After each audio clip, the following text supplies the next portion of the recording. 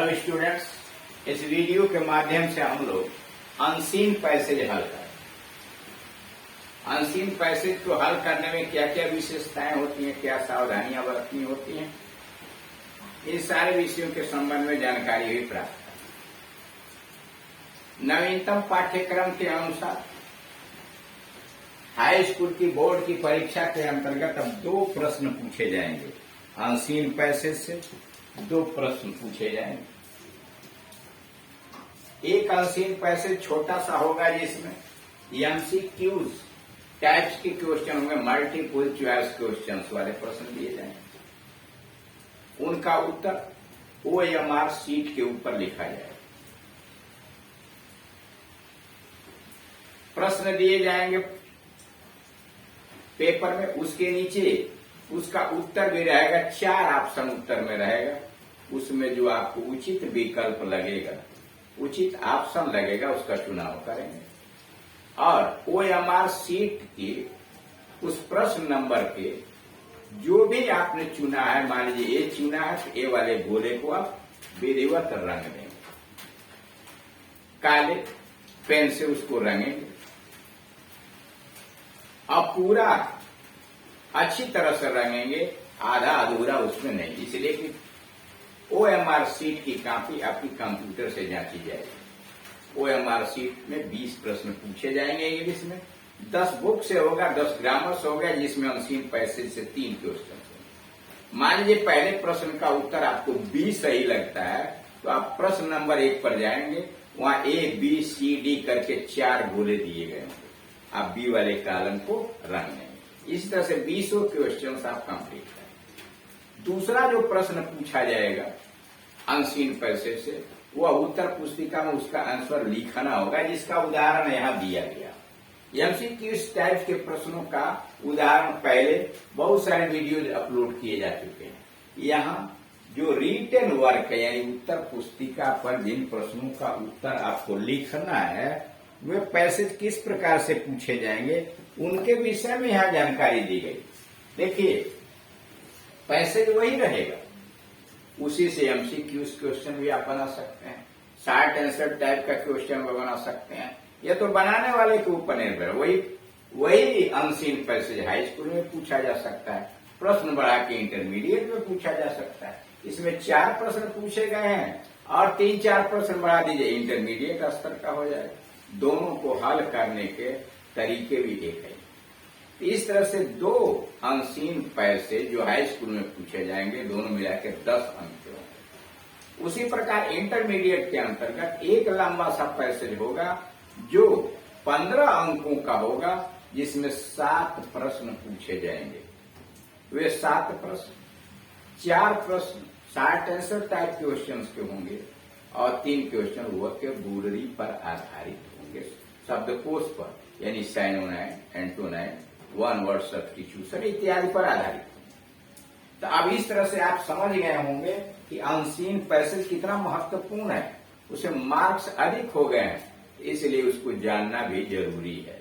Unseen passage कैसे हल करेंगे, इसके विषय में पहले ही वीडियो बना के अपलोड किए जा सकते हैं, 1 से 3 तक, और 9 से लेकर 15 के बीच में जो 10 वीडियो अपलोड किए गए हैं, उसमें यही विस्तृत रूप से समझाया गया है कि आप किसी भी अनसीन पैसेज को हल करने से पहले क्या क्या सावधानियां बरतेंगे, किस विधि के माध्यम से आप उनको हल करेंगे, सारी चीजें वहां बताई जा चुकी हैं। आप उन्हें अध्ययन करें, समझें कि किस प्रकार से अनसीन पैसेज यानी कैसे पढ़ेंगे, कैसे प्रोनाउन का प्रयोग करेंगे, विभिन्न प्रकार के क्वेश्चन वर्ड है, who, whom, whose, when, where, why, how many, how much, इनसे शुरू होने वाले प्रश्नों का उत्तर आप कैसे बनाएंगे, इन सारे यस और नो टाइप के क्वेश्चंस कैसे बनाएंगे, इन सारे चीजों का समाधान उसमें दिया है। आप उसे पढ़ें, बार बार समझने का प्रयास करेंगे, और जब आपको अगर कोई परेशानी खड़ी होती है तो इस दिए गए नंबर पर कॉल करके आप कमेंट कर सकते हैं, बता सकते हैं कि हमको ये परेशानी हो रही है, इस परेशानी को दूर किया जाए। हम कोशिश करेंगे कि आपके सारे प्रॉब्लम दूर हो। करेक्ट। अब आइए यहाँ उदाहरण कि जो पैसेज दिया हुआ है, जितना अधिक से अधिक आप गद्य खंड को पढ़ेंगे, उसके प्रश्नों और उत्तर पर ध्यान देंगे, उतना ही आप कुशल होते जाएंगे और आसानी से जो मन में आपके डर समाया हुआ कि अनसीन पैसेज अनसीन, वह धीरे धीरे समाप्त हो जाएगा और आप सारे प्रश्नों का उत्तर दे रहे हैं। अब आइए पैसेज पर। Read the following passage. नीचे के गद्य खंड को पढ़िए, केयरफुली सावधानी पूर्वक पढ़िए and answer the questions given below. कह रहा है read the following passage carefully. नीचे के गद्य खंड को सावधानी पूर्वक पढ़िए and answer the questions given below, और नीचे दिए गए प्रश्नों का उत्तर लिखिए। Milk is complete food. Milk is complete food. दूध जो है पूर्ण भोजन है। Milk is complete food. दूध एक संपूर्ण भोजन है। It contains fat. दूध में फैट पाया, वसा पाया जाता है, प्रोटीन पाया जाता है। इसमें दूध में फैट, प्रोटीन और प्रोटीन पाया जाता है एंड कैल्शियम।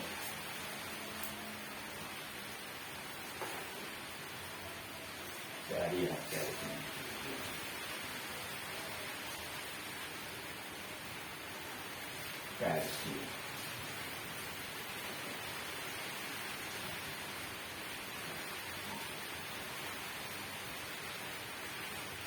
Calcium protein.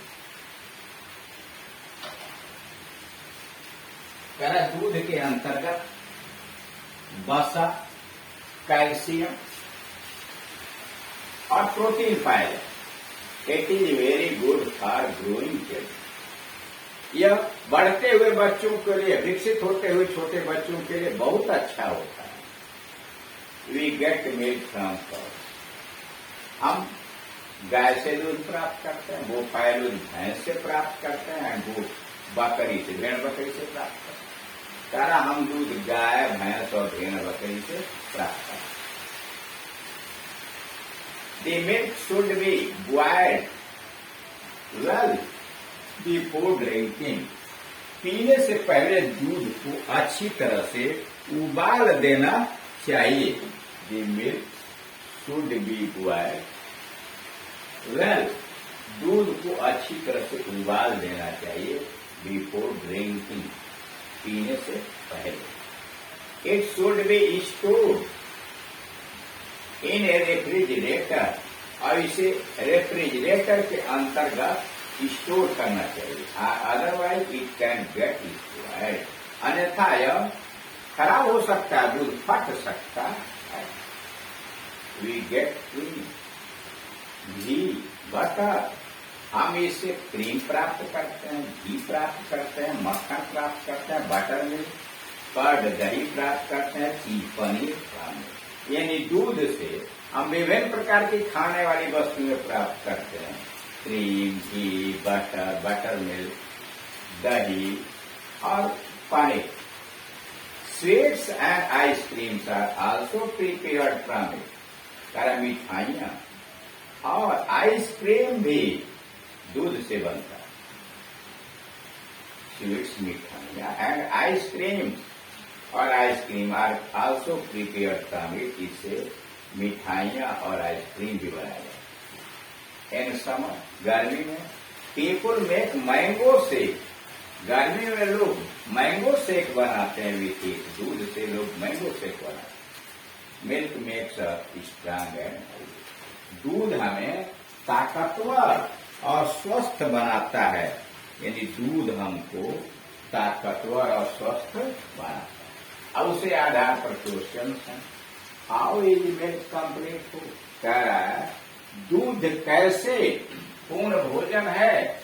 इसलिए कि इसमें देख रहे हैं we get it contains fat, calcium and protein, इसलिए पूर्ण भोजन है। Milk is a complete food. दूध पूर्ण भोजन है बिकॉज इट कंटेन्स, इसमें शामिल होता है fat, protein and calcium.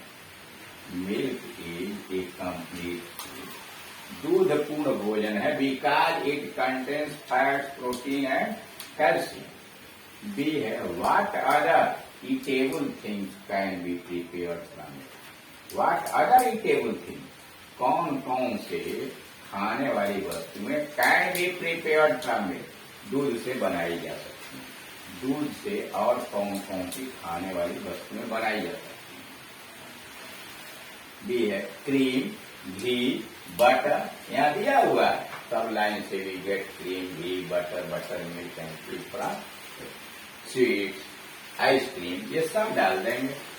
Cream, ghee, butter, buttermilk, curd, cheese और other eatable things we can be which can be prepared from milk, जो दूध से बनाई जा सकती है। Cream, ghee, butter, buttermilk, curd, cheese are the other eatable things, खाने वाली दूसरी वस्तुएं which can be prepared from milk, जो दूध से तैयार की जा सकती है। तीसरा है यानी सी है find out a word from the passage which is similar to developing। कर आप गद्य खंड से एक ऐसा शब्द तलाशिए जिसका अर्थ हो डेवलपिंग, विकास करते हुए, यानी विकास करते हुए शब्द की दूसरी मीनिंग लिखिए। तो ये हो जाएगा the word developing. The word developing का मतलब हुआ मीन्स ग्रोइंग, विकसित होता है। The word developing means growing, विकसित होता है। Find a word from the passage which opposite to weak. कह रहा है वीक शब्द का विलोम बताइए गद्य संघ से। तो वीक का स्ट्रांग, यहाँ स्ट्रांग आया हुआ देख रहे हैं नीचे, स्ट्रांग एंड हेल्दी। तो the opposite of the word weak is strong. The opposite of the word weak is strong. शब्द वीक का विलोम स्ट्रांग, ताकतवर या मजबूत होता है। इस तरह से आपने देखा कि पैसेज को सावधानी पूर्वक पढ़िए और तब प्रश्न को पढ़िए, प्रश्न को समझने के प्रयास कीजिए।